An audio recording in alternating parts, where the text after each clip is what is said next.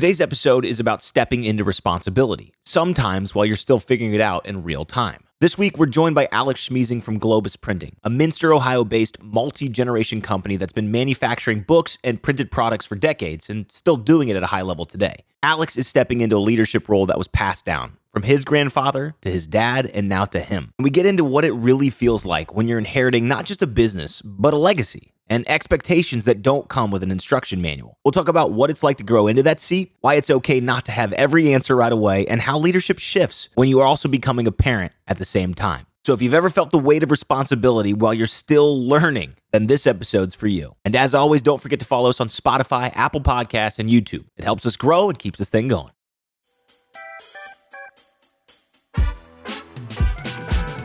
Hello and welcome to Two Dads Podcast, episode number 47. To my left, Alex Schmiesing, and to my other left, Bill Ray. How you doing? Hey, how are we, buddy? 47. I am going to let the gallery go first. Alex said he has somebody that he has a backup, which I love this. I got a backup. So Okay, he's good. The game show or the number game is catching steam here. It is catching a lot of steam. So, Alex, you can go first, and then Mitch, if you have one you don't always play, you can go, and I'll go second. I'm not going to. I think I have one no one's going to have. It's not a matter of not wanting to play, my friend. It's not having the actual attributes to participate, my friend. Alex, you go first. Who's your 47?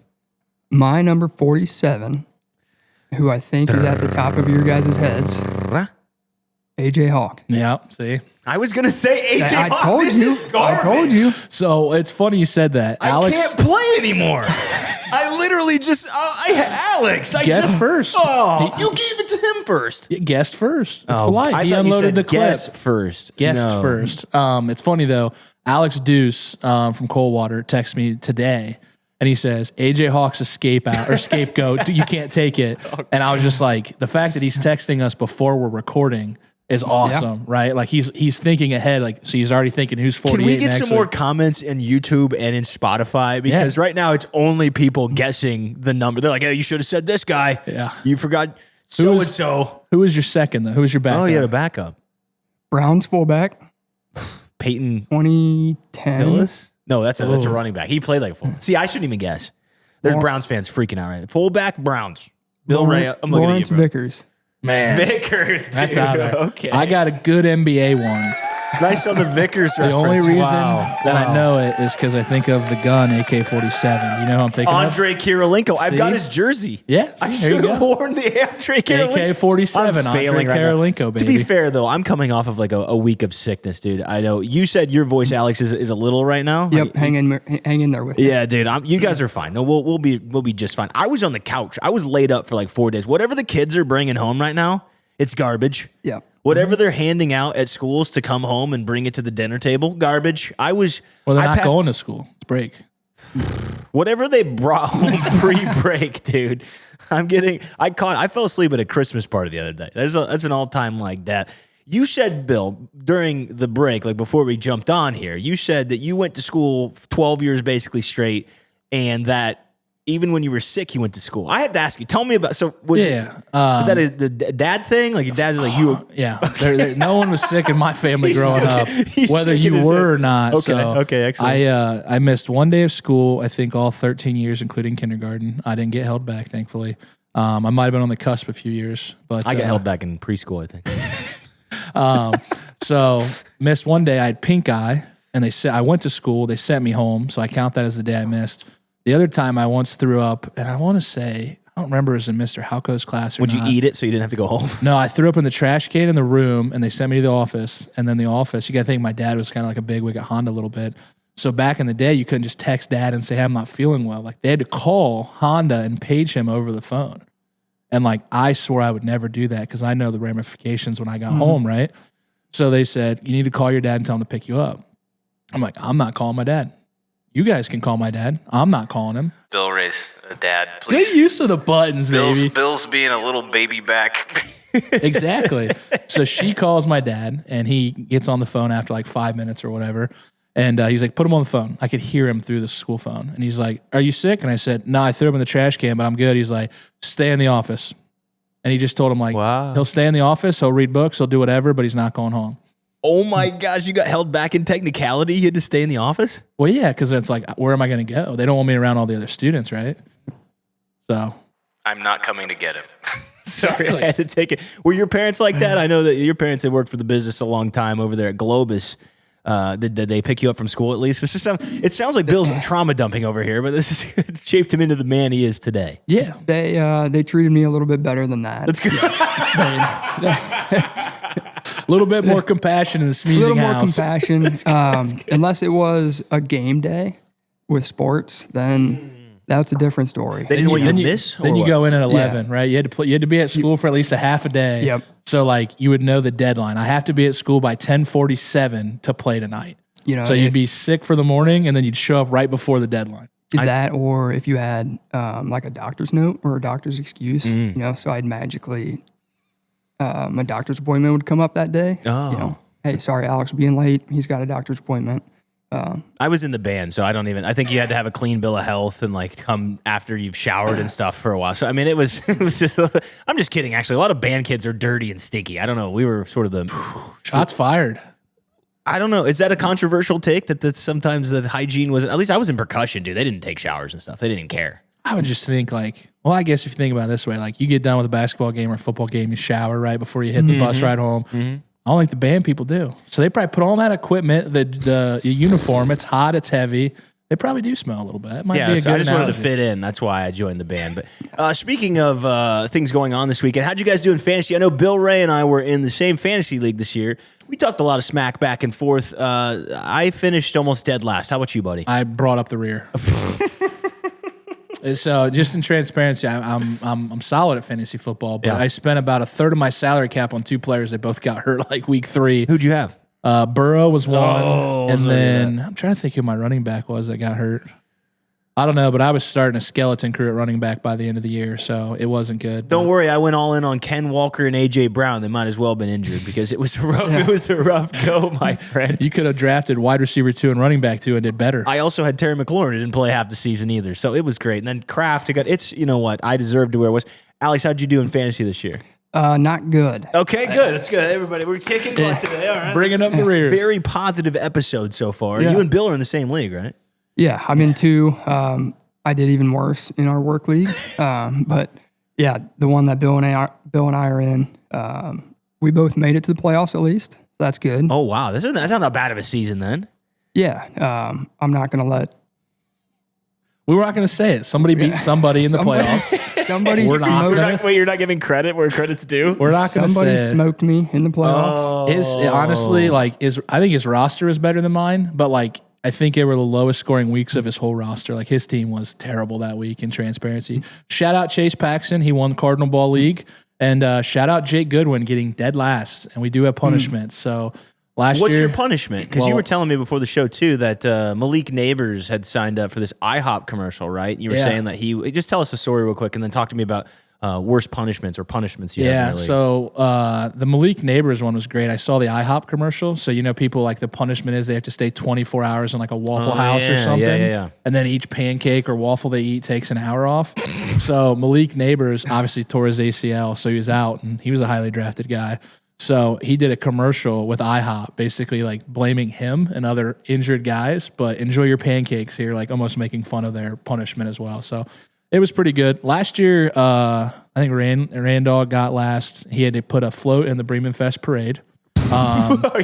So he had to participate in the parade. So they're fun. And then this year, I think what we did was whoever got last has to pay for all the food and drinks at the draft party for this upcoming Dude, the year. parade's way better than that. Oh, That's yeah. such a cop-out, dude. We're We just used getting to- older. We used to do, we're definitely getting older. So that is a contingency. Yeah, we got kids and stuff. And then one we used to do, they had to do not the ghost pepper, but whatever super hot pepper was, they had to eat that, or they could get a tattoo. Carolina Reaper?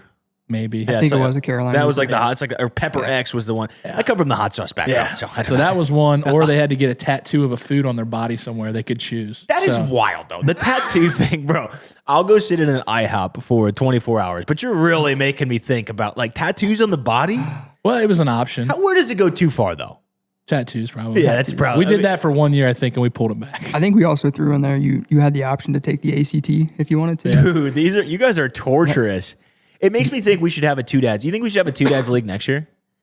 Oh, I'd be down for that. I think I'd be down. You gotta be in it. Would you like to be in our? I'll join. You got enough leagues though? I mean, could you Yeah, handle you it? can always handle one more. We can always handle guys that don't win. Yeah. free money. Yeah. Okay, Thanks for dude. the donation. I'll make a donation again. sorry to hear that.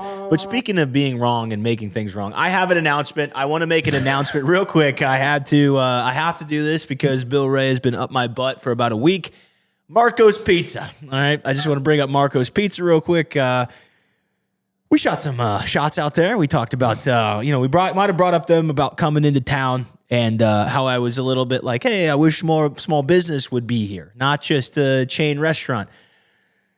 Marco's Pizza set records this week, dude. They blew it out. Like the national franchise was like, we just set records in Salina. So I don't know if we should come for ours, Bill, if it was the promotion of what we talked about, but I have to say it. I'm sorry, Marco's Pizza. I was dead wrong.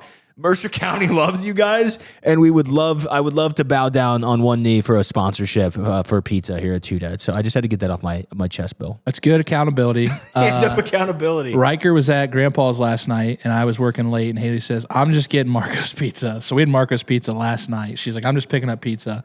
It was left over. It's pretty solid, but let's not take the full L yet.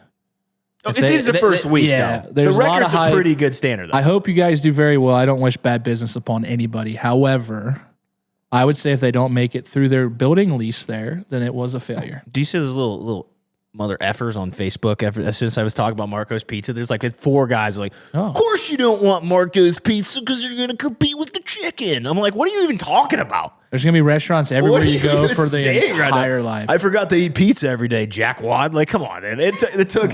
Look, I've been getting a little. You've been too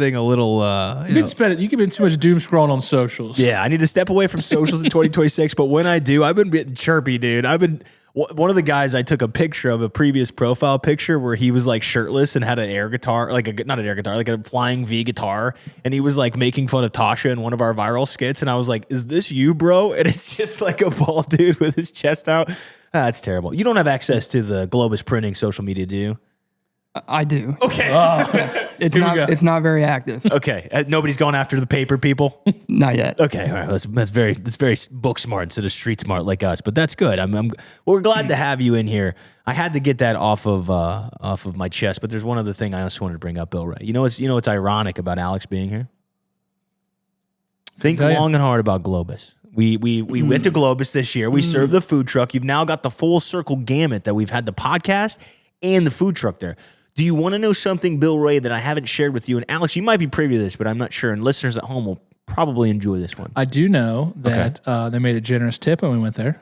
They did make it was very kind. Actually, that was very nice of you guys. They were very good. We had a blast going there, and it was one of the first times we learned how to do a factory. That's not the fun fact. We'd never done a factory before that. That was going to be one of my questions if Globus was one of your first corporate caterings. Yeah, it was because Mitch and I went back and forth on this a little bit. He's like, it's too hard. You got to be able to structure. I didn't want to screw it up for them. I liked you guys. No, that's what I'm saying. Right. What I'm saying was, it's like we didn't want to go there and not be able to fulfill or give ourselves a bad name because we couldn't execute. And I was like, this is how you need to do it. I've been in manufacturing. You got to understand when the break times are, how many people are at break, right? Like, I don't know how many total employees you have, but if it's like, hey, we got 100, okay, are they going to release in 250 break increments? Awesome. That's easy to achieve. You have 400 people going to break at one time, nobody can serve that, right? So not even probably C-Town, and they're probably one of the top efficiency outputs. Oh, Julie will find a way. I know, but I'm just saying, like, even them would probably struggle with those numbers. So yeah, no, it was one of the first ones, and we're glad it went well. We appreciate the tour that you guys brought Mitch around. Sorry I had to work that day, but that's okay. How many employees do you have? We have 85. Okay, that's a good chunk. That's a good day. Yeah, it's a good sweet spot number for came out like a shifts. food truck. It went really well. I think my dad came and helped. Was it me, Rich, and my dad? Yeah, because it was during the day. Yeah. We're going to have to solve that next year. But Alex said he'll work it. That's good. Yeah, I'll step on heck yeah, dude. Just to hand out food. That's good. I like that. Hey, why not? I'm serious. I'm in. Okay, you're in. I know Tony would be in. Jason would be in. Yeah. That'd be fun. Let's just get over. You just got to fry it because we can't. We got to make sure it's cooked. No, I'm going to bring the truck. You guys just do it all, and I'll just watch it. No, here's the fun fact. Are you ready for this? This is the one thing I was thinking about last night as we do our notes, and I was talking to Alex. You ready for this? The meme that Berkey puts too much salt on the fries started at Globus. No. If you go back to the previous episode, I have to figure out where it is. I'll try to track it down. I don't know off the top of my head, but we talked about performing at Globus because we've been doing this for 47 episodes now. Went back, okay? And you can, I vividly remembered, I remember saying, this lady comes up, very kind lady. I've nothing, listen, Globus employees, you helped us out, trust me. But she comes up and she goes, right before I am about to do my first factory catering job, as you know, she goes, just want to let you know something. I was like, okay, what's up? How you doing? She goes, the fries. We were here last week in Minster when you came to the, what was the festival? Minster Bank, maybe? No. It was at we were in Food truck rally? the food truck rally, Minster Food Truck Rally. And she goes, they were really salty. Too much salt. Too much salt was on the fries. And that's when I texted Berkey, which led to the text, the infamous text. Well, I quit. So that was a fun little fact for you guys to know that the too much salt reference and the Berkey is going to quit comes from Globus. So thank you very much. We applaud you for bringing that into our lives. A quick applaud. But It might be a shirt. I've said this, just too much salt. Put it on a shirt. Make Berkey wear it every shift. I'm working on business plans now. You know, I've changed my life a little bit last week. I went, I think I talked about it. I went and met with this business savvy guy, and he was basically asking questions that I didn't know the answers to. I've never felt more stupid in my life. He's It was the owner of Marco's in Salina. It was the owner of Marco's in Salina. That's too good. Oh, no, it wasn't. But we're working toward merch. We're working toward a lot of really cool things. One of the things as I was doing my notes, though, that I wanted to ask you, Alex, what's the relationship to Huffy? Because my Uncle Larry, rest in peace, he was my favorite uncle. He was hilarious. A lot of who I am flows through my Uncle Larry. He was just a goofball like me. What was your relation to Huffies? Like, why Huffies? Like, what does that have to do with Globus?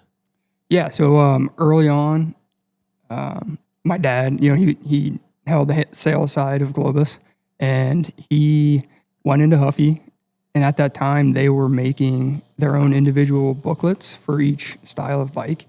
What was in those booklets? I have no idea what you need a booklet for. What do you use a booklet for a bike for? Pedal faster.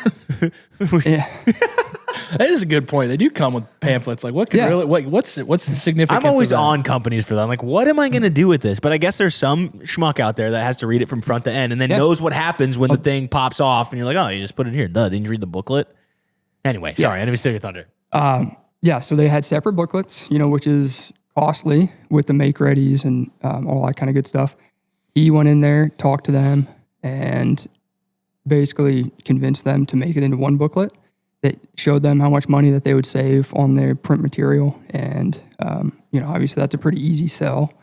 So that Huffy Bikes helped Globus advance pretty quickly. Really? That was a big client then? That was big. Yeah, big client for Dad. That's crazy. That was in Salina, right? Forgive me. This is where the Crown plant is now in Salina. Yeah. Right. Yeah. That was Huffy Bike. I was young. I was the 90s, right? Like, I don't know. When did, do you know when Huffy closed? Do you know? Because I looked it up before the show. I think it was 98. 98. That's when Huffy closed. Wow. Because I know it was pretty early on. Didn't Salina get like hurt by that? Like, that was a pretty, I know the big layoffs at Huffy because like my neighbor down the street, a lot of people in Mercer County work there. Yeah, I've always heard the old Huffy plant, right? Like I'm not really from the Salina Well, it's area, called Huffy Hill. Like the hill behind is still like, I mean, I don't know how, you guys tell me at home, do you still call it Huffy Hill? It was the big hill we would go sledding or tubing down by the pond back there. We used to call it Huffy's Pond and then Huffy's Hill. I mean, there's a lot of people that are probably like, yeah, I remember that. I don't know if it's actually still called that.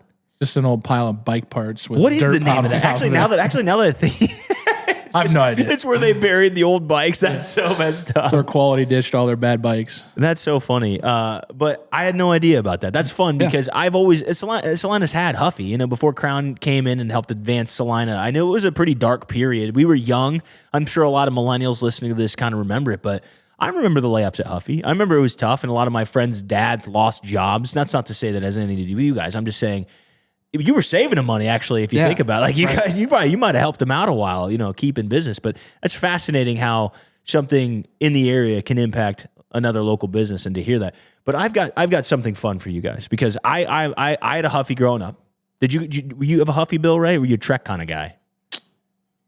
It was a mountain bike. I don't remember. You had a mountain bike. Did you? And Alex, did you have a Huffy product? I don't think I have. This is bullcrap. What do you even? Okay, so you went to booklets and didn't buy them any. You didn't get. We're all super privileged like you with these cool Huffy bikes. We had to walk uphill both freaking ways, dude. I was never sick from school once. Exactly. I didn't have the luxury of a bike. My to take dad would everywhere. never. But I liked Huffies growing up. So I have a little mini game show I'd like to pull out. If you guys are okay with that, are you good with the little mini game show? This one right now, before we go too deep and talk about the building of Globus Printing, we got to do something important. Huffy Bikes, okay? Now, most everybody listening will remember, and for those too young to understand, we actually went outside back in the day. We didn't. There was a period where we didn't have internet, and we had to actually go outside. So suck it, Gen Alphas or whatever you're called. But Driveway Legends rejoice. Shins destroyed nationwide. We're gonna name some bike models. Right. This game is called Huffy or Bluffy.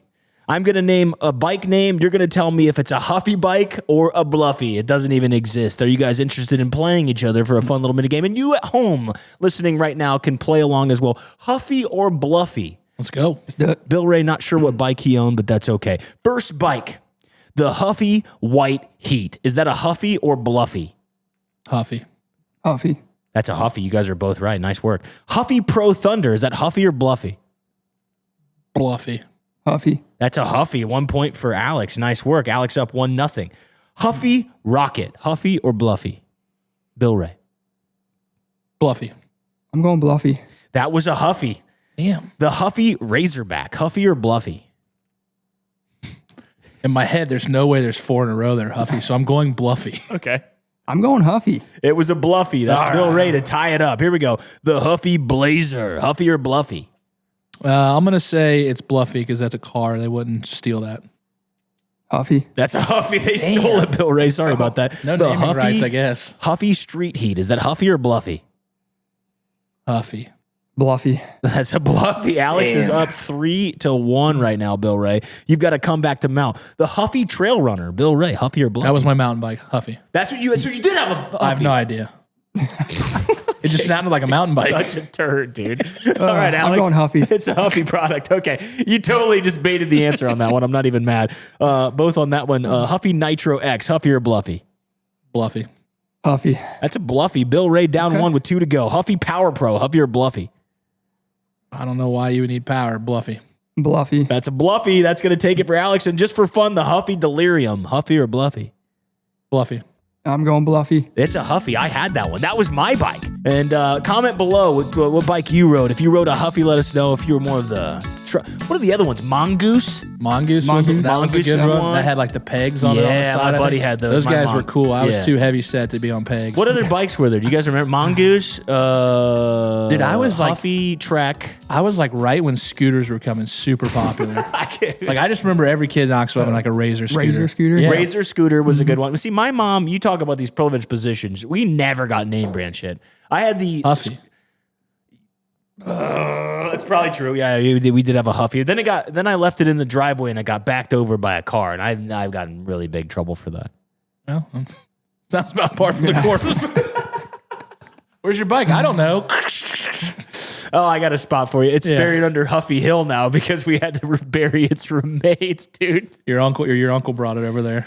Yeah, we had a discount. That's why we got it. See, now you know. It was the only time we got name brands if you had an inside guy. So it's your fault that the discount put the company Were your under. guys' parents like that? Is that just a millennial generation thing? Were your parents a little cheaper? I feel like one generation off from the Great Depression. Were you cheap? My mom would take like... do you guys relate to this at all? Because before I go down this, my mom would take... like the caps, like the shower caps from hotel rooms. Yeah. She would take them home and she would use them as tops of casserole dishes. Instead of having like a plastic wrap, she would put that over it, and it worked as like a nice like plastic wrap over. That's stretching a penny right there. Okay, my mom is the definition of stretching pennies, dude. We would use like Ziploc bags until they were changing color, and you're like, okay, dude, can we throw these out now? Is this Was good? there spaghetti in this before? Yeah, dude, 100%. Spaghetti stain stuff was our jam. Did you guys have cheap parents growing up at all? I mean, my mom was a farm girl, so she was a little bit more on They that end of the use that spectrum. excuse. There's no, like, I grew up poor. Like, that's why my mom's excuse is, okay, well, you made some money. Can we just please get some Tupperware? My dad was extremely cheap when it comes to that stuff. He always did really well financially, which is kind of like the oddity. But I remember clipping coupons every Sunday. He would get 2 newspapers, clip the coupons, and then that's what we would eat for dinner that week. Whatever was on sale. So, pizza sounds... Nope, it's not on sale. Chicken breast are sweet. So we had chicken breast 3 times this week. But not a bad thing. 3 for one. Yeah, so it was like, that's what we would do. So That's interesting. I mean, I'd be interested if those at home are kind of thinking about it. Like, were your parents frugal? Because I think it's a generational thing. I mean, do you go out to eat more? Like, do you feel yourself spending more than your parents did? Like, on things that aren't as, like spending more on Ziploc bags? I would say that I spend more than what my dad did for sure. One, it's kind of like, for me, it's like a marital thing a little bit. Haley's got some bouginess to her, right? So dad was a single man at home, so he could do whatever he said. There was no repercussions. But you saw that Haley brought up that nice flower vase in the kitchen. Arrangement, yeah. So I'm sure we needed that along with Bro, you're gonna get yourself. No, it's just one that's fantasy punishments are gonna be nothing compared to the absolute torment you're about to be under. My wife has complete control of the home. It's just sometimes I question the quantity or the frequency. Right? So Christmas just got done, right? And we have a New Year's Eve party. Okay. We're having a new. I could tell this is really getting somewhere this deep. one, This one's a good one. Smile. I might be putting myself on a target. You got a here. week to try to survive this. So we take the Christmas tree down, usually the first week after the year, right? First week of January. So between December 27th and January 3rd, we had to go to Dollar General, make a special trip to go buy tinsel, to then decorate the tree with tinsel after Christmas for New Year's. Makes sense.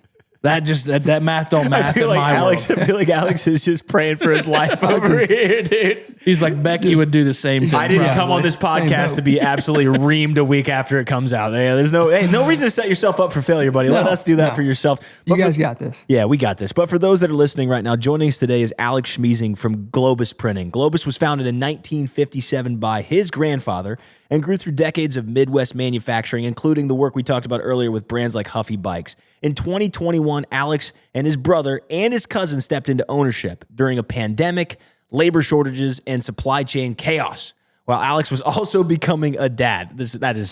I can't even imagine. I can barely take care of myself with 2 kids. Today's podcast is a story about leadership, family, pressure, and legacy, and what happens when you're handed the American dream and realize the hardest part isn't building it. It's carrying it forward for the people counting on you. Alex, welcome to the Two Dads podcast, my friend. It's good to see you. Thank you for being here. Yeah, thank you guys. Yeah, thank you very much. Hey, podcast listeners, if you're looking for a fun place to hang out, meet even better people, and maybe even become a new member, we'd love to see you at the Salina Moose Lodge 1473. And the live music is rolling in early this month. Friday the 9th is Lee Warren, and then Friday the 16th, Josh Taylor takes the stage. 2 straight Fridays to grab a drink, bring a friend, and kick back with some great tunes. Then Saturday the 17th is the Men's Charity Bash. Tickets are available at the bar, so swing in and grab yours. And then after the bash, keep the night going with Lauren Ashley live from 6 to 9 p.m. Happy 2026 to all of our members, and to anyone thinking about joining, we'd love to have you. All right, so to kind of get everybody started off, it's always good to kind of know kind of who you are and what you do. So, before, you got your title or you got ownership in the company and things like that, why don't you give us your history within the company, right? You probably didn't start where you're at now. You probably came in, you learned your way, and kind of where did all that start with the company and how did you grow to where you're at today? Yeah, I mean, as Mitch alluded to earlier, so 1957, it was a true American dream. My grandpa started the business out of his garage. He got into some government work, was doing some forms, some pads, just continued to grow throughout that. And my dad and my uncle took over in the 80s. Did a phenomenal job, obviously. At one point, we're operating out of 3 different buildings in Minster. 2001, they made the decision to build the building that they're in now. I had to add on twice since then. So that's kind of the quick history of Globus. What were they making initially? Like, what did he start in his garage? What was the first thing? Like, where was the inception of the concept of Globus? I don't know the exact item. It was government work. So you had a government contract? Yeah. Or some kind of work. So. Yeah, I got you. Yeah, it was. My dad's always just told me it was some kind of pads or some forms.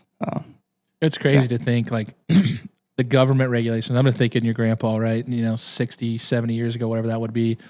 Starting in the government accepting somebody to work out of their garage. Like, think about that. Like, I've worked at Rheinmetall, right, the old Goodyear plant, and the restrictions on any government stuff now is so much more strict. Like, if they said, hey, let me see your operation, like, pull up in the garage, and they're like, wait, what? This is where you make everything? But, I mean, all dreams kind of start somewhere, right? Like, how many successful companies started out of a garage? It's extra space.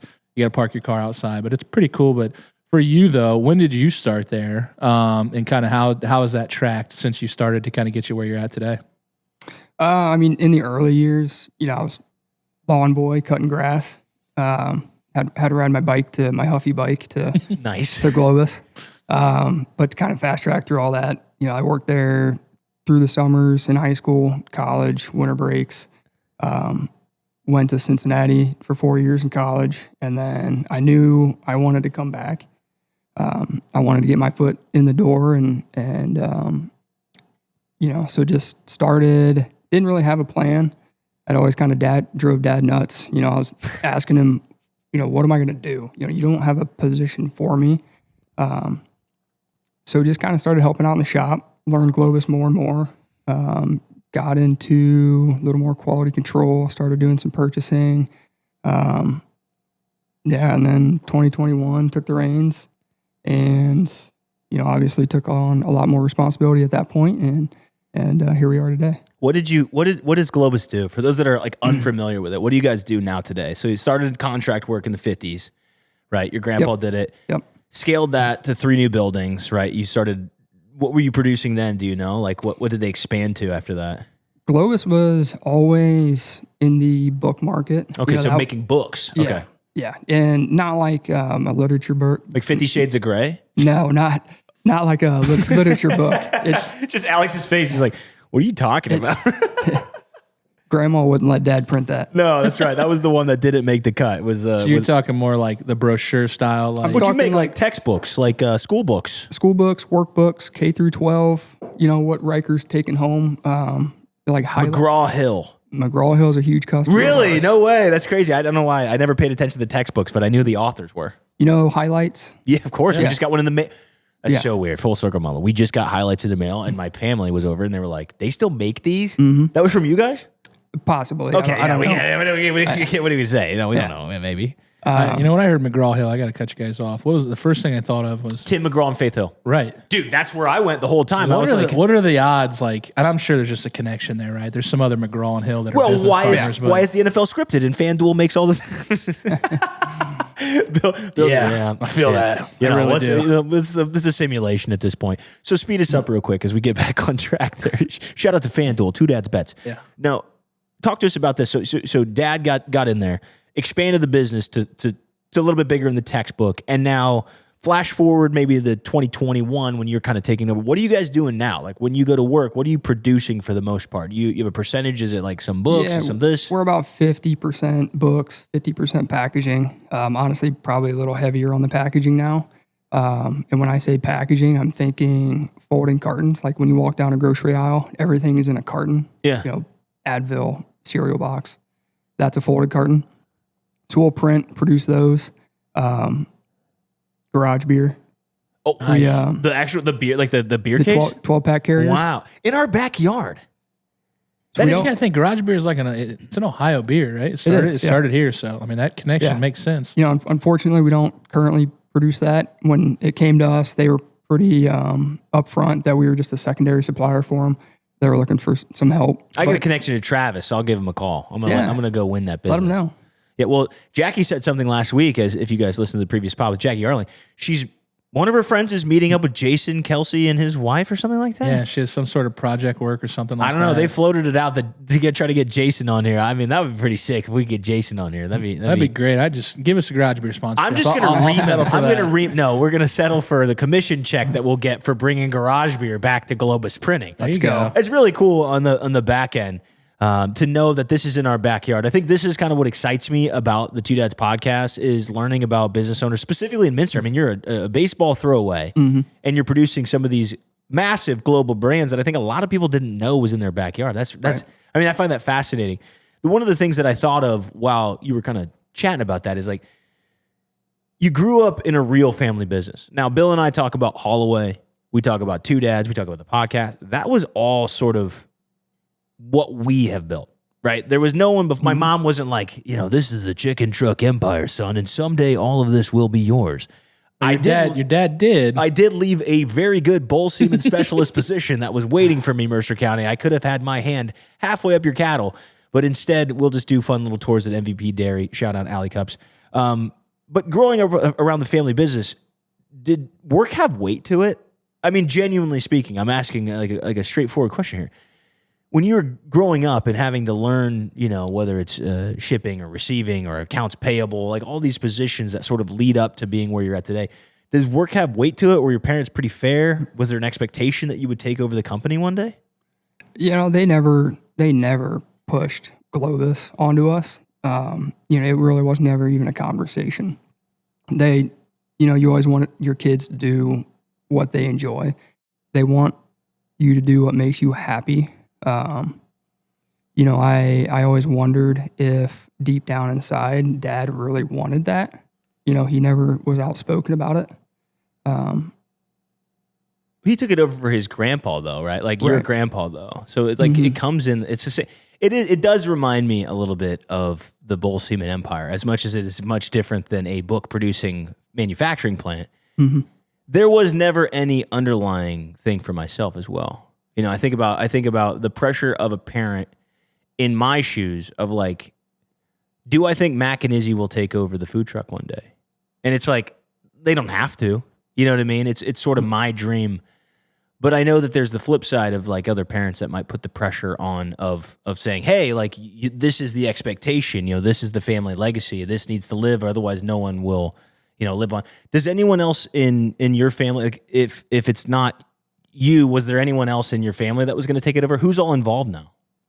Well, it's me, my older brother, Tony, and my uncle's son, my cousin, Jason. So like when your dad was ready, was he ready to retire? Where was he at? So he was saying like, hey guys, I'm done with this. Yeah. It's your turn. How did that kind of flip?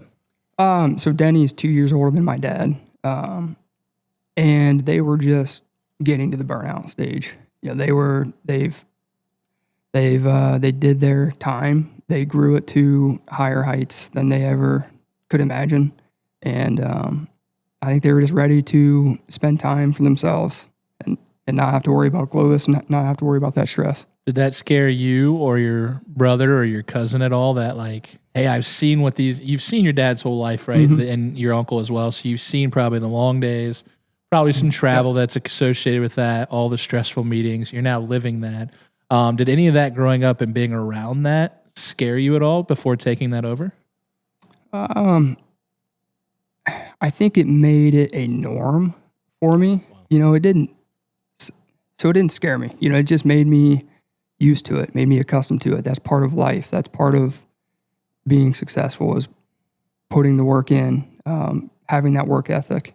I think it's a great answer because, I look at it from, my own personal perspective. We talk about being sick earlier in the podcast, right? Like my dad instilling that in me and just like almost creating that stigma that you can't be sick. Like it's just not a thing, and go to work, go to school, be tough, keep doing it, right? Like you've seen the hours, right? Your dad didn't go to work at 7 and get home at 3 every day.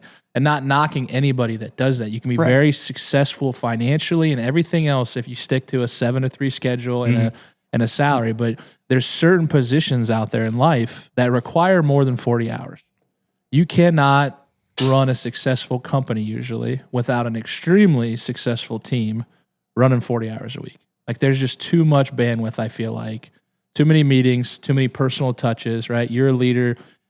Mitch heard me on the phone talking to one of our employees today when I got home. It was super stressed at work. It was a 45-minute call on the ride home from work, talking him down, telling him how we're going to fix the issues that he has, right? And that's conversations that you have to have. Right. An angry employee says something late at night, I'm going to answer that call because I do care about them.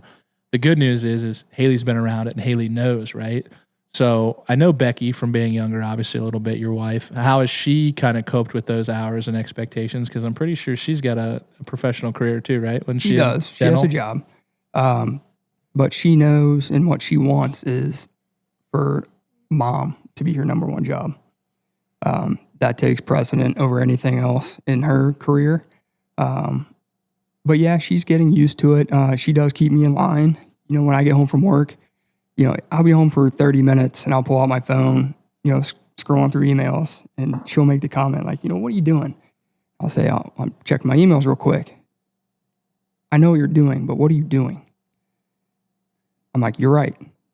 I don't need to be checking my emails. What's going to change from me answering this email right now versus tomorrow morning? So I think that's very mature of you, and I'm excited to dive into it as we learn like how you've kind of transitioned to the business. Let me ask this on the flip side. If the family business didn't exist, was there anything that you were going to do or wanted to do? You went to Cincinnati, you said. What'd you get your degree in? Ops management and minor in finance. Were you already positioned then and to know that you were going to go to Globus? That was always the hope and the dream. What do you mean? What do you mean the hope and the dream? So there might not have been a position for you. You didn't at that point. You didn't know. It, like I said, it was never pushed on us. We didn't talk about it a whole lot. It was out there. You know, it was always available. You know, my dad's not going to say, nope, sorry, we don't have a job for you. But yeah, it was a hope and a dream. That's fascinating. Did you ever have anything though in the back of your mind, like, well, if Dad says no, what am I going to do? Or do you just think you would have just figured it out on the fly? I've always been a numbers guy. Yeah. I've like, you know, like toying around with like the stock market and stuff. So I think I'd probably gravitate towards that and be some kind of financial advisor. I think the day traders is awesome. I was just thinking when you said the stock market, I see the guys on socials and what they do and what they analyze, and it's fun. It's a game, right? Like high risk, high reward, but I think that's cool. I have a question though. Yeah. I mean, it wasn't talked about at all. I'm not trying to pry here. I'm just saying like the expectation at the dinner table wasn't like, see, I don't come from that world. I really don't. I really don't. And it makes complete sense. Like my brain's like messed up right now because in one end I'm saying at the right side. Yeah, shut up, Bill. I'm saying at the one side of my brain, I'm like, okay, I understand what you're saying logically. Like it was never pushed on you, and I would never push any of my businesses on my kids. But it was never talked about to the point where you were going to college and saying like, hey man, like if you want to come home, I'm kind of getting burnt out. It was just like you do your own thing. Yeah, honestly, I would say it almost was more to the other side of pushing us away. You know, my dad, family means a lot to him, and he had some concerns about relationships and getting along with family if there was more than, you know, one member involved in the business. So no, it was never really talked about, honestly. What's that like though? I'm fascinated by that next phase you said. Like you are involved now with your cousin and you are involved now with your brother. Is that a challenge? Because, you know, Bill and I have gone through the ringer here. We've had emotional connections and combativeness and all these things that we've worked through to get to a point of peace, which means Bill quit the truck. But just kidding. That was a messed up point to bring that joke up. But the point being is it's not easy to take it not personal, especially when you've grown up with this person and kind of come back together. What's it like working with family now? Because you've taken over this business, you're sort of going into COVID. We'll jump into that next, but what's it like working with family now? You know, it's fun. It's cool, especially when you're successful, you know, to grow a business with your brother and your cousin. I mean, you can't ask for much more than that, but it's a challenge. In what way? Just continuing the communication. You know, think about your family parties that we just had with Christmas. What's probably the number one topic that you talk about with your uncles or your cousins? You know, how was work? Yeah. You know, what's going on with work? True. And then you're gonna. I was gonna say, where's the chicken truck? That's what they say to me. But they're really asking, where? You're right. You're you know, right. how's work? How's work? Yeah. Well, I know how work is. Yeah, So. that's a good point. Is there? I don't know what your hierarchy and titles are between the three of you. Is it, you know, president, CEO, vice president? Is it something like that, or is it just basically? I guess the decisions are even across the board without getting too personal. I would guess because I could see. I'm guessing for my brother, right? If Jack and I own a company 50-50, and let's act like maybe you're, you know, it's third. I have no idea. Yep. Like my uncle once said, they were in business together. Two uncles. Says you need a good mediator. So if Jack and I were going to enter business together, which we talked about at one point, he told me, you better find someone you both respect and can listen to and will be the voice of reason, which was our grandpa. So he said, if we get in business together and I say no and he says yes, it's 50-50. There's no break. You got to have a trusted third party. So like probably your dad or uncle where you guys could say, hey, listen, here's where we're at. We disagree with the future of what we're going to do with Huffy bikes, let's say, right? And you got to go to a third party. Like, how do those decisions go in the war room? Because I've sat in those meetings before. Currently, you're asking? Yeah, just, you know, for you guys, or even as you guys have grown, like, how has that grown for you guys? Talk to me about during the transition, because I'm more curious, like, yeah, obviously with your brother and your cousin, you can work it out, but like, what's it like in the transition where your dad had to be still in charge at one point and then was kind of like weaning you guys or like grooming you guys to be the next? Was that was there a phase of that? Yeah. What was that like in the decision-making process? Like, what's the war room like? I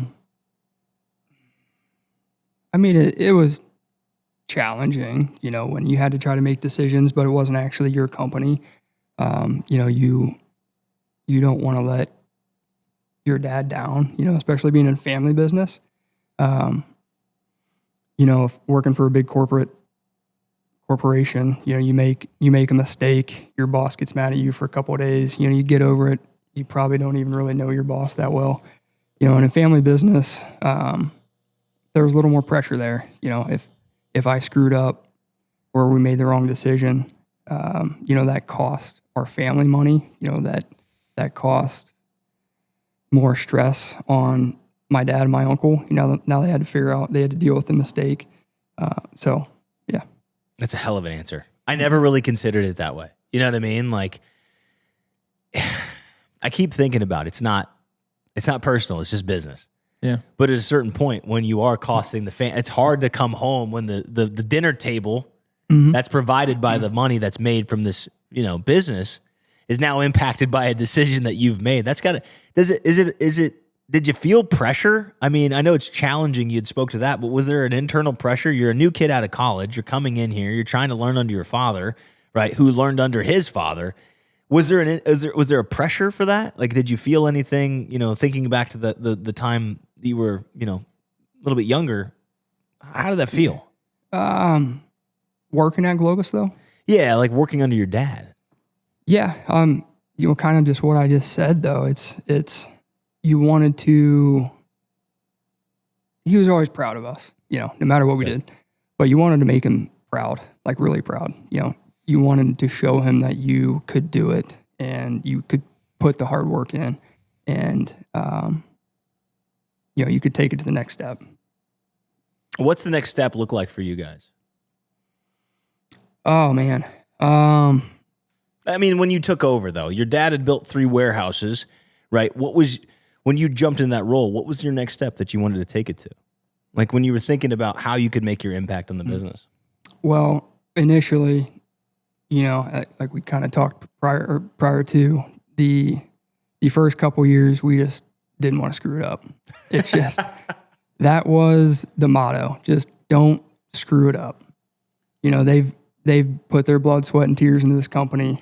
It's their life, and now it's ours to handle. Just don't screw it up. Your dad has exited the business, and now you have to answer all of the good, the bad, and the ugly. Was that an adjustment period for you? I mean, when the Band-Aid was sort of ripped off?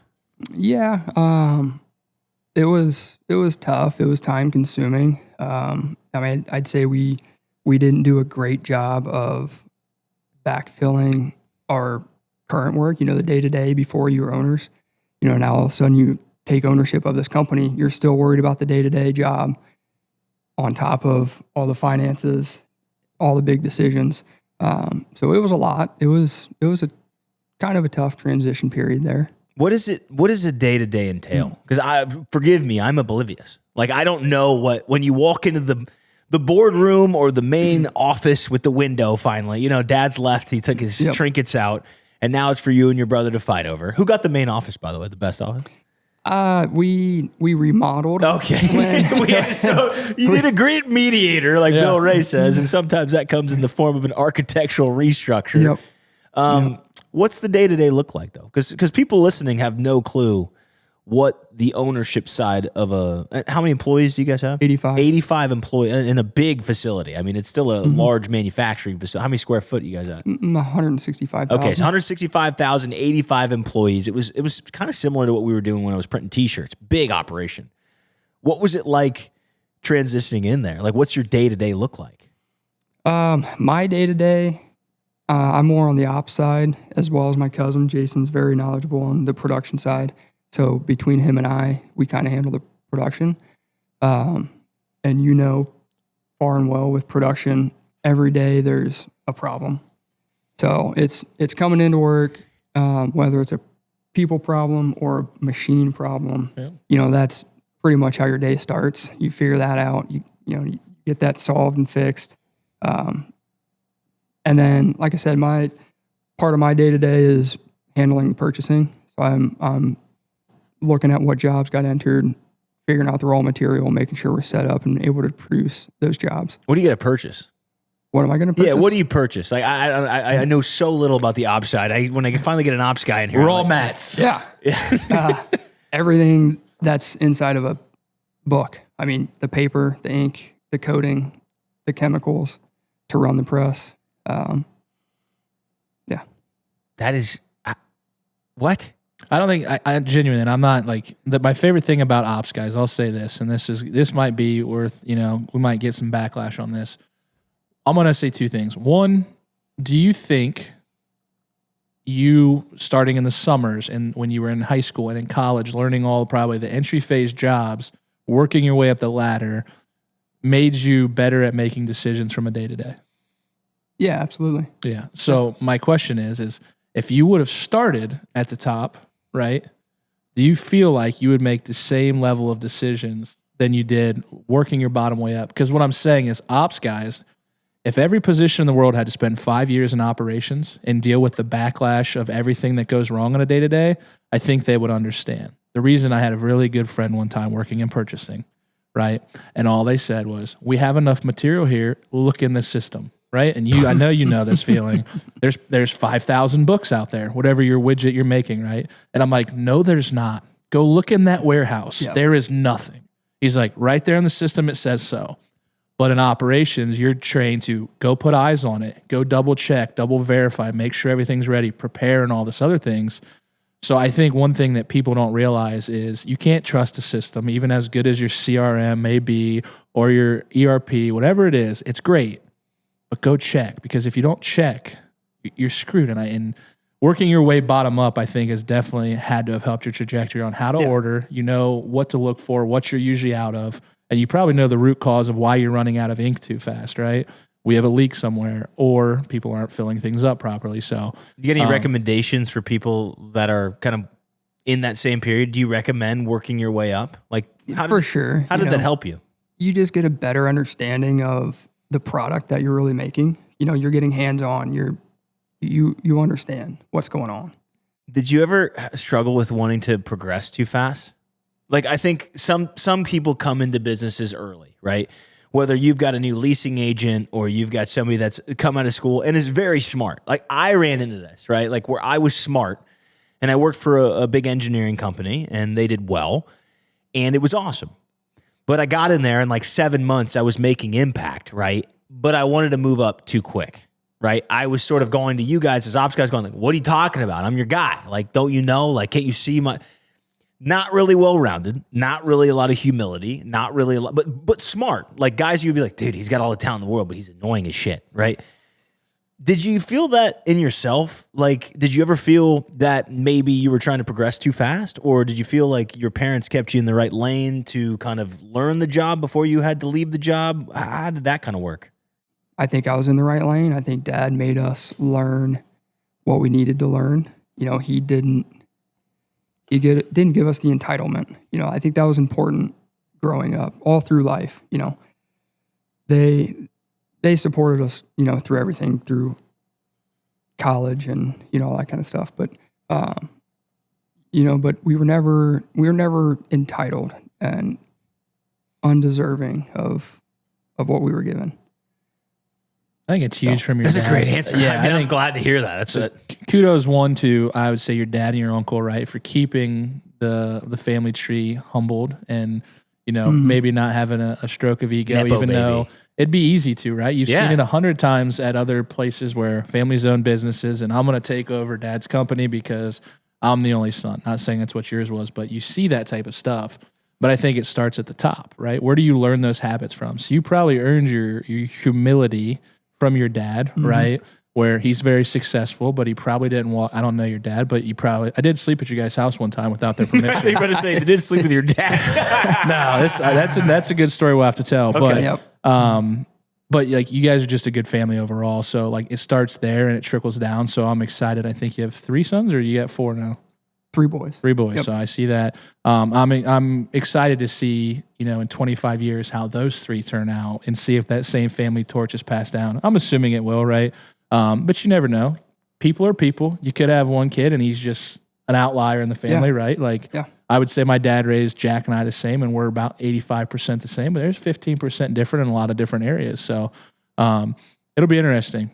All right, and I don't want to go any further just yet. Hold on. You got to tell me this sleepover story, okay? You're not just gonna slowly trickle that in on like a weird point. What was the sleepover story, Bill Ray? I know you all think that I'm this nice, grown, mature male. I don't think that. But from 20 to 26, I think you're emotionally immature, loser. No, I'm just kidding. 20 to 26, there were some good alcoholic weekends there. Partied with Schmiesing enough, a lot of others around the area that listen to this, so they know that I can put them down when I like to. I actually went to the Montezuma Days in the morning.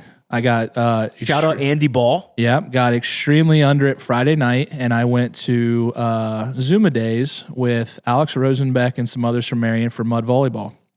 Zero intentions to play. So just to drink and hang out.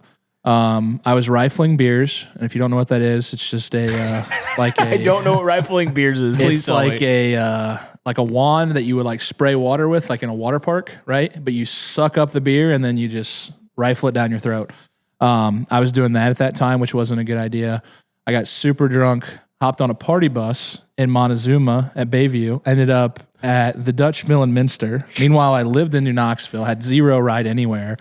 Got stranded. My ride left me in Minster, so I don't know who I was even staying with, but they left, and I was at the Dutch Mill, and I was like, I only know where one person lives in Minster, and my phone was dead at that point. Right, I couldn't call anybody. Of course it was, dude. And I was like, so I walked my happy rear end across town to Alex Schmiesing's house, and didn't want to wake anybody up. I don't really know what was going through my brain at that point.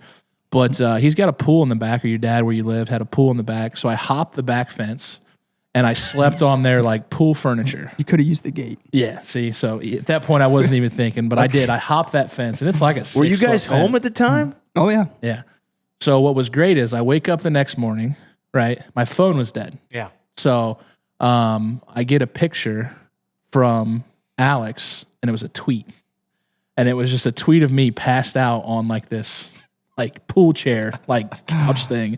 And he's just like, is that you, Slick Willie 22? Face down, you couldn't see me. So I got a story to top. He had no idea I was in there at all. And it was just like, What a great bonding moment. And then you guys joined a fantasy football team or league together. That's Yeah, beautiful. never looked back. Never looked back. that's what's great about, Allglaze County. We talk about Mercer County all the time. Let's give us Allglaze County boys. Well, I've got some love for Mercer County real quick. Just sidebar. Berkey went to the bar one night. I cannot remember. I wasn't with him at this point, but it is an infamous story. Berkey goes to the bar.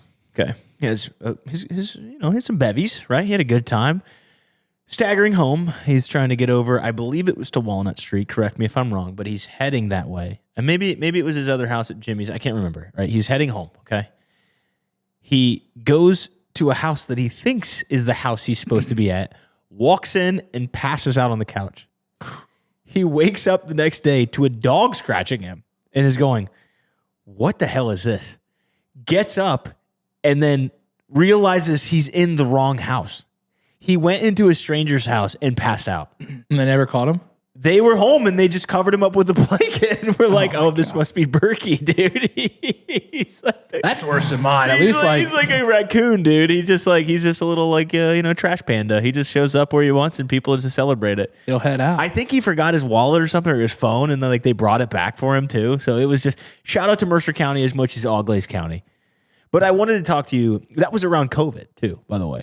So speaking of, a weird transition from Berkey falling asleep on someone's couch to you as the Globus Printing business. But the question I had for you is, you didn't just take over during a time when business was, hunky dory. You've painted this picture that your parents set a good precedence. Okay, that your dad didn't have crazy expectations, but wanted to see you do well.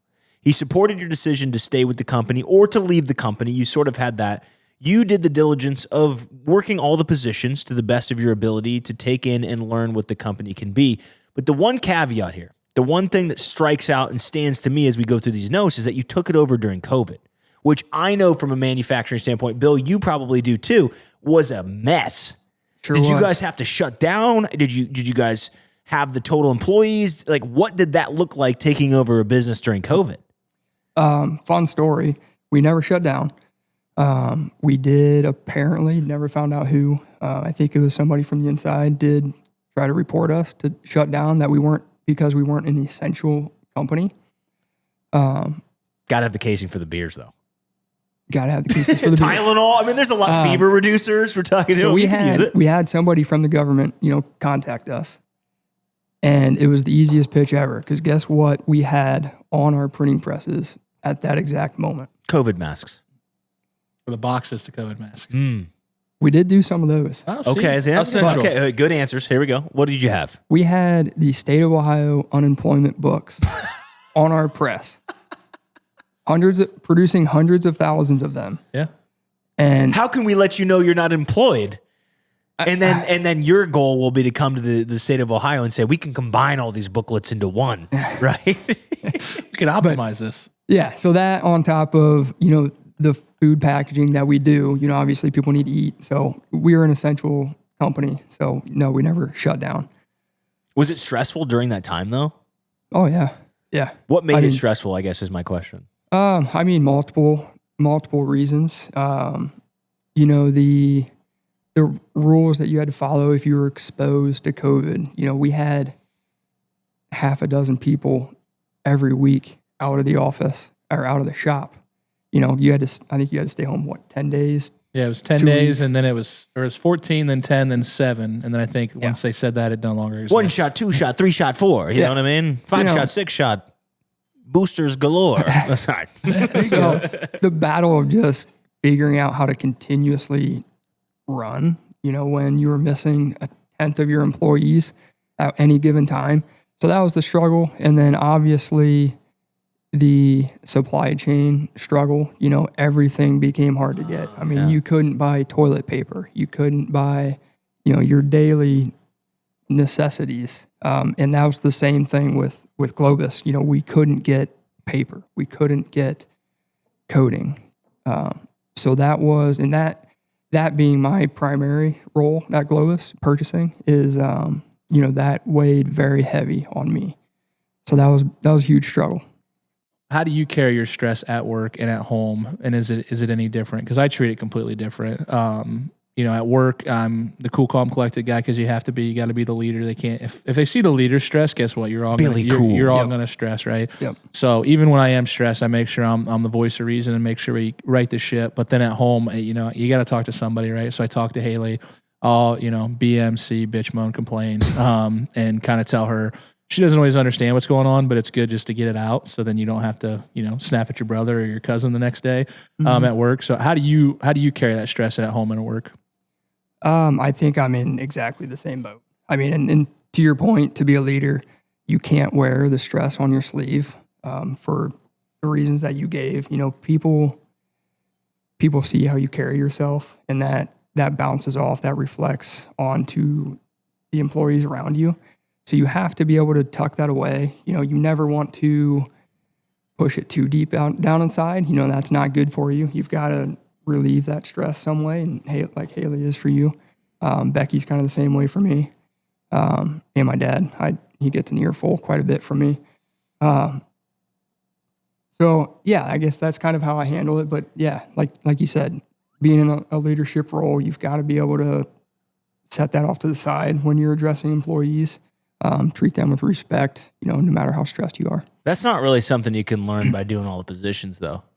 How much of like the learning was how to deal? I don't say deal. That's not how to handle a bunch of employees. Like, what was that from year one to year now? What were some of the changes that you went through? Like, what did you learn in how to handle company employees or assets under the business? You just got to be honest. You gotta follow what your heart is telling you, follow what your gut is telling you. Those two things will take you a long way. If you're listening to what you think and doing what you think is right, it's not going to steer you wrong that often. You're not always going to be right, but just doing what you think is right. I feel the same way. I mean, good intentions. That's literally what I tell people. I had it in my Twitter bio for a while, or X, whatever. You know what I mean? It was just like, has good intentions. You know what I mean? It doesn't necessarily dictate that I don't fall on my face, right? Like, that's part of the process of failure and learning and failure to launch and limited beliefs and all the things that we talk about on here. But I will say that portion of having good intentions is important. I believe that even if you're making a decision that may not be best for all, because you can't save all, you're never going to please everybody. The mayor came on here and said the same thing. You're never going to please everybody. But if you have good intentions about a decision you're making, it sort of leads you to this authenticity, I think is the word I'm looking for. That just means I stand by my decision. And as long as I'm transparent about why I made that decision, then I hope you can internalize and understand why I made that decision. Do you feel the same way, Bill Ray? Yeah, I'm right in line with both of you there. I think one, being honest and transparent about things, because I think the difference between honesty and transparency is a huge gap that people don't understand. Honesty is telling the truth. Transparency to me is more holding accountable and pointing out where you may be failing and what we can do about it, right? So I'm being honest on why I'm reducing heads. Sales are down, and we need to reduce some labor heads, let's say, right? But the transparency is, why are sales down? Okay, we can go a million different routes with this. Hey, you could blame it on the line workers. Hey, line workers, we're not producing enough from an efficiency standpoint to keep our customers happy, so we lost 2 customers because we couldn't throughput enough. Or we had a price increase, and that pushed away 2 of our top customers. Or we made a decision to go with customer 1 over customer 2, and we made the wrong decision, right? So there's a lot of things that can go into that, but letting them know why. Like, hey guys, we're at 62% efficiency on these machines. If we don't get it to 75 ASAP, we're going to lose customers because we're not going to hit deadlines. Or Alex wasn't buying material far enough in advance, and now he shut the machines down because he didn't procure enough, right? I think that's massive. But the big thing for it all to me is believing it. Like, if you don't truthfully believe and feel it, and you won't be as effective. So I believe in my management style. I believe in how I lead people, and I tell everybody it's the same thing. And because I believe it, I think I'm successful. But to revert it back to where you said, at 25, I didn't have this moxie that I have today, right? Now, I also didn't have, and I'm not going to say this in a bad way, you had your dad to probably watch and learn from a distance. You probably saw how he handled those situations for all those years.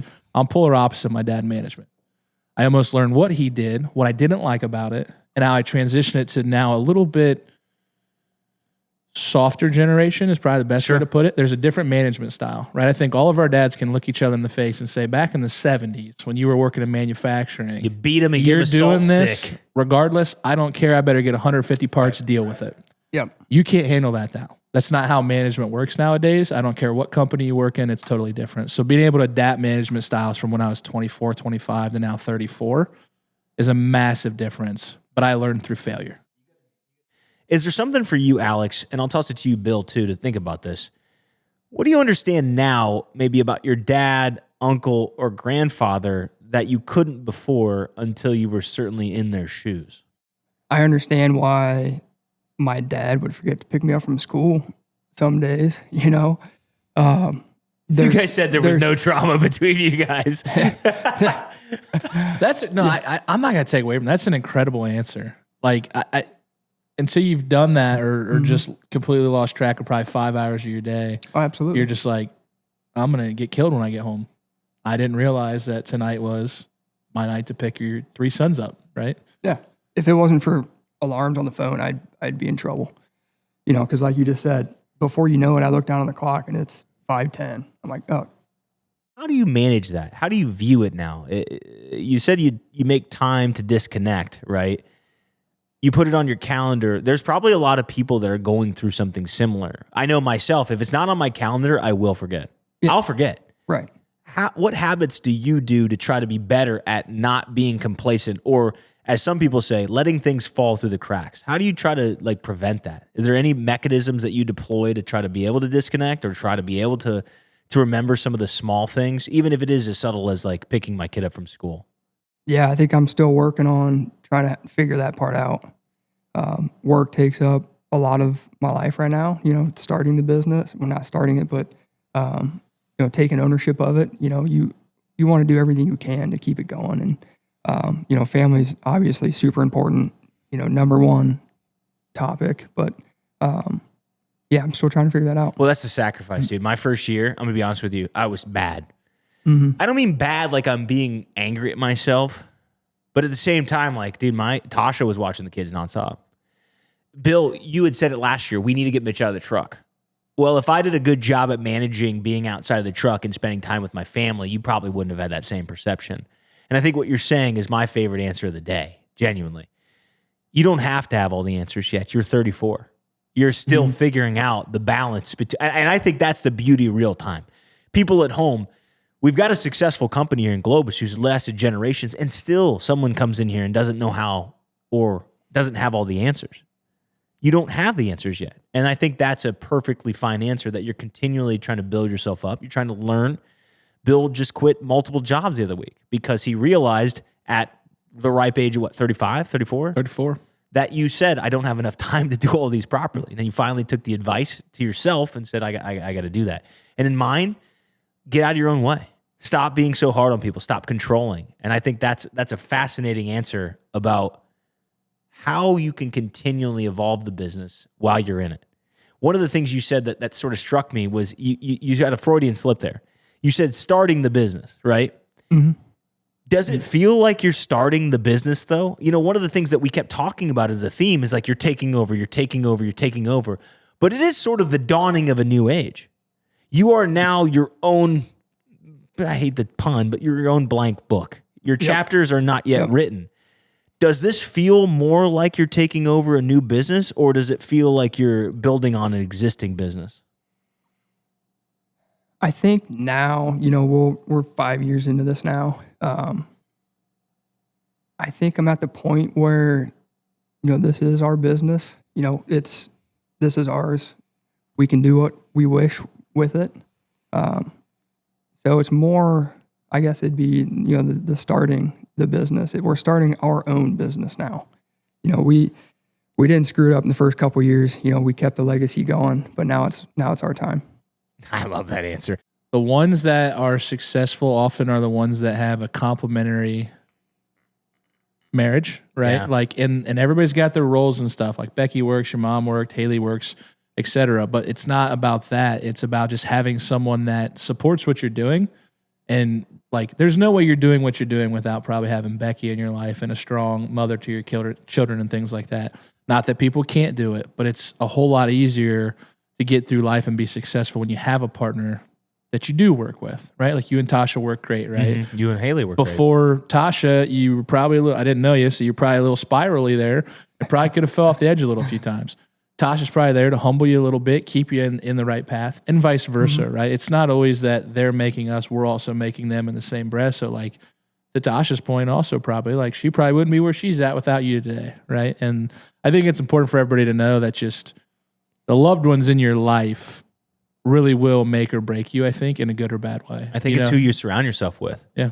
Whether it's employees, I think both of you will agree with me that it's extremely important to surround yourself with the right employees, the ones that come together and maybe can understand the nuance when you say, here's the decision I have. I have good intentions, but here's why I'm making the decision, and that can stick through it.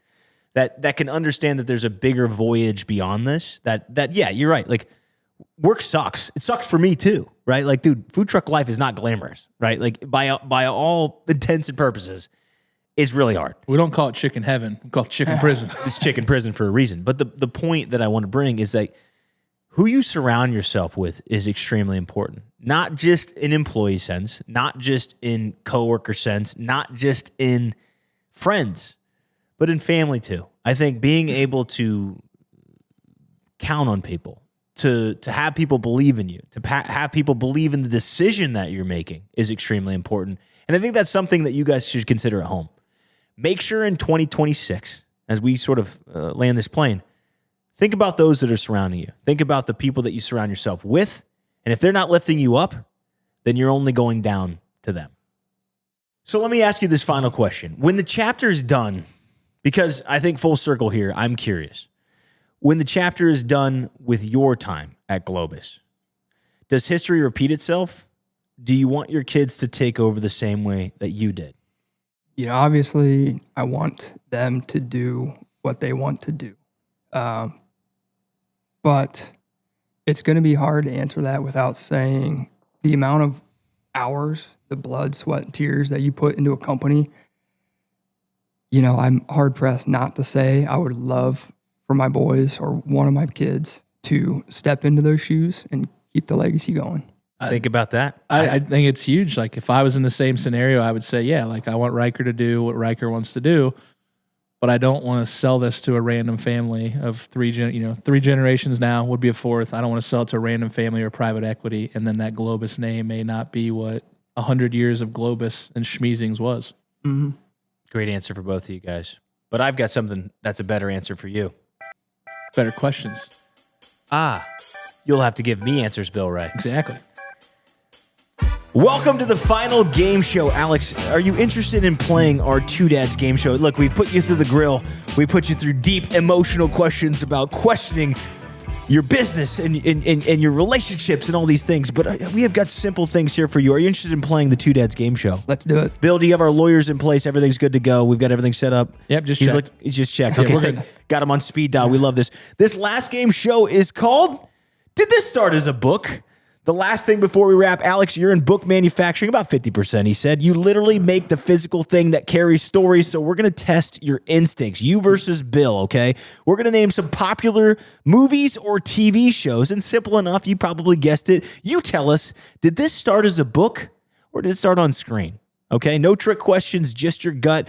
We'll donate to a local charity. Do you have a charity in mind? I didn't ask you beforehand. I've got a couple. Do you have a charity that you... Yeah, I would love to have Morgan's Place Cemetery. They're a fantastic organization. You know, they assist and help guide families through infant loss. Wow. We love that. Where's that out of? Is that a Minster or is it a... Over in Sydney. That's great. That's still fantastic. We love to celebrate local. Great charity here. So one more time so I can write this down. What was it called? Morgan's Place Morgan's Cemetery. Place Cemetery. And it helps grieving families through loss of their infant. Correct. Fantastic. Okay. Are you guys ready? I'm going to name a book or movie. You're going to have to tell me back and forth. We'll alternate. For every correct answer, Alex, you get, I'm going to donate $10 to this charity, okay? You feel good about it? Okay. Forrest Gump. I'll start with Bill. Was it a book or a movie first? Book. Alex? Are you confident in that? I'm Are going we on movie. the same team? He's allowed to ask if you're confident in that, but you're not on the same team. I was just making sure. We've played it together before. But then you could go every other, and we Yeah, could we're kind of good. cheese it. We're Yeah, gonna have to we're go good. separate here, but you can ask him if he's confident You about it. sounded But very confident, but you sound very confident about it. I'm going movie. It's a book. Bill Ray is correct. Don't forget to lean on your buddy. Jurassic Park. Alex, was it a book or a movie first? Let's go movie. Bill Ray?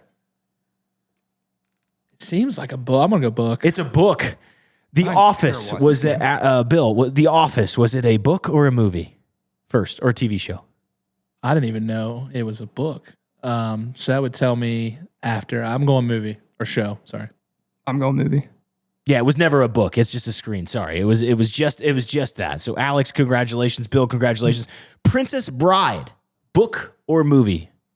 I don't even know either one. Movie. Book. It's a book. Nice work, Alex. Another $10 to the organization. Breaking Bad, was it a movie or a book? I don't think it's a book. I don't think so either. I'm going movie. It's a movie. Congratulations, both of you guys. Shawshank Redemption, was it a book or a movie first? I'm going movie. I'm going to go book. I think it would just be a cool book. I have no idea. It was a book. Well done. Stranger Things, was it a book or a movie? Movie. Book. Movie. Well done, Alex. That's another one to you. Fight Club, was it a book or a movie? I don't think it's a movie. Or I don't think it's a book. Sorry. That's what I was thinking. I'm going movie. It was a book. Fight Club was a book. Came out in 1996. Home Alone, book, movie first. Movie. Movie. Movie. That's correct. Alex, another one for you. The Hunger Games. I think that started as a book. Book.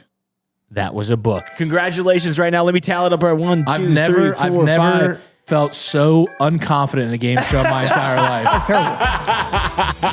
$70 is going to Morgan Place Cemetery, courtesy of Two Dads and Alex Schmiesing. Alex, thank you for being here this week. Thank you for playing our game show, and thank you for filling us in on the history of Globus Printing. Bill Ray, anything to say before we get out of here? No, thanks for coming on, Alex, and we appreciate your time, and I'm sure we might be back with a food truck this summer, maybe. I hope so. Would Alex, love that. anything to say before you go? No, I appreciate you guys. Let me join. You did a great job, buddy. To many more years of Globus, and we'll see you next week for episode 48.